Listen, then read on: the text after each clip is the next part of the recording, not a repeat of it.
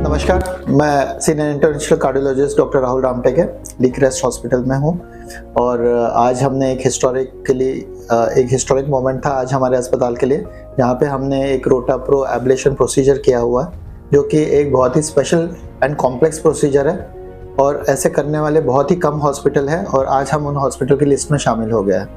तो बेसिकली ये ऑपरेशन क्या होता है और कौन से कंडीशन में यूज़ किया जाता है, पहले ये समझते हैं कि जब कई सालों तक ब्लॉकेज किसी इंसान के अंदर रहती है तो धीरे धीरे उसमें कैल्शियम पड़ने लग जाता है और कैल्शियम पड़ने के कारण वो नस एकदम सख्त हो जाती है और बिल्कुल पथरीली हो जाती है। ठीक उसी प्रकार जिस प्रकार हमारे दांतों के अंदर कैल्शियम होता है, ठीक उसी प्रकार उस आर्टरी के अंदर पे भी पत्थर बनने लग जाता है। ऐसी स्थिति में उस नस को खोलना बहुत ही मुश्किल हो जाता है। उसमें ना कोई वायर जा पाती है, ना बलून जा पाता है और स्टेंट के लिए जगह नहीं बन पाती है।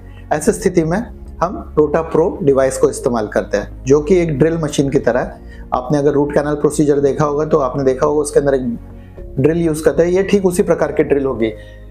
ये ड्रिल की खास बात यह होती है कि इसके सामने के हिस्से में डायमंड कटर लगा होता है, उसके सरफेस पे डायमंड कोटेड होता है, जिस कारण से ये पथरीली चीजों को भी ड्रिल कर सकती है।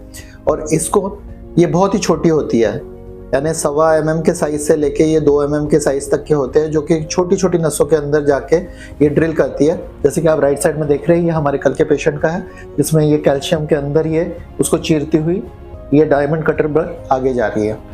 तो ये केस बहुत ही स्पेशल इसलिए है क्योंकि ये टेक्निकली बहुत ही डिमांडिंग प्रोसीजर है। इसके अंदर कॉम्प्लिकेशन, अनस्किल्ड लोगों में कॉम्प्लिकेशन रेट्स भी बहुत हाई हो जाते हैं और इसी कारण से इसको एक बड़े सेंटर में ही किया जाता है। और हम खुश है कि आज से हम ये लीक्रेस्ट में भी कर पाएंगे।